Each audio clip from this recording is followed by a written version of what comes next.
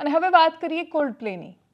એક એવું music band કે જે યુકેથી આવ્યું છે અને પછી ભારતમાં એનો એટલો બધો ક્રેઝ છે કે મુંબઈમાં જ્યારે એનો કોન્સર્ટ થયો ત્યારે મુંબઈની બહારના ઘણા બધા માણસો આવ્યા. એક સર્વેમાં એવું કહેવામાં આવ્યું કે મહારાષ્ટ્રની બહારથી 70% માણસો આવ્યા હતા.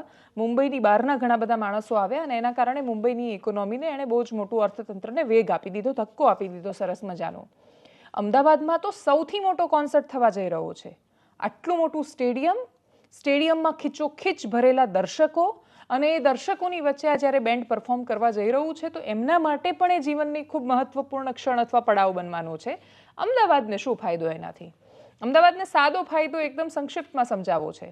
સાયબર ક્રાઇમની ઓફિસમાં હું હમણાં ગઈ ત્યારે એક વ્યક્તિ આંધ્રપ્રદેશથી આવ્યા હતા અને કહી રહ્યા હતા કે એમની સાથે ફ્રોડ થયું અને ફ્રોડ એ થયું કે એમણે ટિકિટ ખરીદી અને પછી booking.comથી એમણે એક હોટલ બુક કરાવી અને ખબર પડી કે તો સાઇટ જ નકલી હતી, એવી કોઈ હોટલ છે જ નહીં અને એમની સાથે ફ્રોડ થયું. એ ક્યાં રોકાશે એ ખબર નથી. બાકીની બધી હોટલના ભાડા અત્યારે એટલા બધા વધારે છે કે એમની પાસે બીજું કોઈ હોટલની પાસે રોકાવા સિવાય છૂટકો એ નથી. સ્ટેડિયમની આજુબાજુ ઘણા બધા લોકોએ હોમસ્ટે શરૂ કર્યા છે. અમદાવાદ ગાંધીનગરની મોટાભાગની હોટલ ફૂલ છે અને જે ખાલી છે થોડા ઘણા રૂમ એ પણ આસમાનને એની કિંમત પહોંચી ગઈ છે. રવિવારે તો ઓર વધારે ભાડું છે, રવિવારે ઓર વધારે ટિકિટની કિંમતો છે. ટિકિટની કિંમતો આપણે એમાં કન્સિડર જ નથી કરતા. આપણે માત્ર એટલું જોઈએ કે આમાં અમદાવાદને શું ફાયદો થવાનો છે. તો અમદાવાદની હોટેલ ઇન્ડસ્ટ્રીને લગભગ ઓન એન એવરેજ 2 દિવસમાં 100 કરોડ રૂપિયાની કમાણી થશે. 1 લાખ માણસો એક દિવસે સ્ટેડિયમમાં આવશે. એમાંથી મહત્તમ 20 થી 25% ગુજરાતીઓ છે. અમદાવાદના માણસો હોય કે ગુજરાતના માણસો હોય એવા બહુ જ ઓછા લોકો છે. કોન્સર્ટ જોવા માટે કોઈ આંધ્રપ્રદેશથી આવ્યું છે, કોઈ દિલ્હીથી આવ્યું છે, કોઈ મુંબઈથી આવ્યું છે જે ત્યાં બાકી રહી ગયા હતા. આખા દેશમાંથી, દેશના દરેક રાજ્ય અને દરેક યુનિયન ટેરિટરીમાંથી માણસો અહીંયા આવી રહ્યા છે. આ માણસો આવ્યા પછી હોટલમાં રોકાય છે અને ઓન એન એવરેજ તમારે 7 થી 8 હજાર રૂપિયા ભાડું એટલે ગણવાનું થાય છે કેમ કે જે 1 સ્ટાર હોટેલ કે સાવ સામાન્ય રૂમ હતો એણે પોતાના ભાડા 10,000 કરી નાખ્યા છે આના કારણે, કોન્સર્ટના કારણે.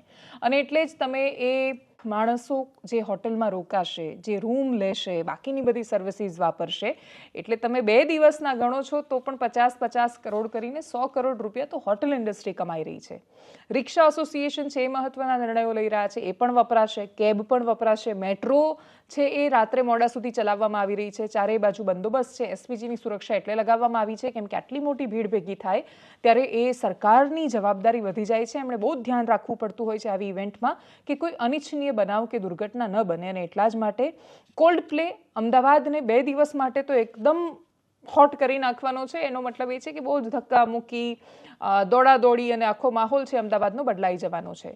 આ માત્ર હોટેલ ઇન્ડસ્ટ્રીની વાત છે. એ સિવાય એરફેર, દિલ્હીથી અમદાવાદ આવવાનું ભાડું તમે શનિ રવિનું ચેક કરી લો કેટલું થઈ ગયું છે. એના પરથી તમને અંદાજ આવી જશે કે હોટલમાં રોકાવા સિવાય, આગલા દિવસોમાં આવી જવા સિવાય કોઈની પાસે છૂટકો જ નથી. આવવા જવાના ભાડા એટલા વધી ગયેલા છે. એક તસવીર એ પણ સામે આવી છે કે ઘણા બધા લોકો છે કે જેમણે ઓલરેડી 10 ટિકિટ બુક કરી દીધી હોય પણ એમણે ફ્લાઇટ બુક ન કરી હોય એ લોકો માટે તકલીફ થઈ રહી છે કેમ કે ફ્લાઇટ અને હોટલના ભાડા એટલા બધા વધી ગયા છે કે એ લોકોને બહુ જ મોંઘું પડતા એ લોકો એ ટિકિટ વેચવાનો પ્રયત્ન કરી રહ્યા છે. તો એક સંભાવના એ પણ કહેવાઈ રહી છે કે 1 લાખ ટિકિટ વેચાઈ ગઈ હોય પરંતુ છતાંય સ્ટેડિયમમાં ઘણી બધી સીટ ખાલી પણ રહી શકે છે. જો કે આ અમદાવાદ છે અને સ્ટેડિયમમાં સીટ ખાલી રહેશે એ વાતને કોઈ ખાસ એટલી બધી સંભાવના નથી. 2 દિવસ માટે આ કોન્સર્ટ થવા જઈ રહ્યો છે. એ કોન્સર્ટથી જે પ્રશ્નો થતા હોય છે ને આ પ્રકારની ઇકોનોમીથી આપણને શું ફાયદો, તો એનું આ બહુ જ સરળ ઉદાહરણ છે કે આ અર્થતંત્રથી આપણને આ ફાયદો થવા જઈ રહ્યો છે.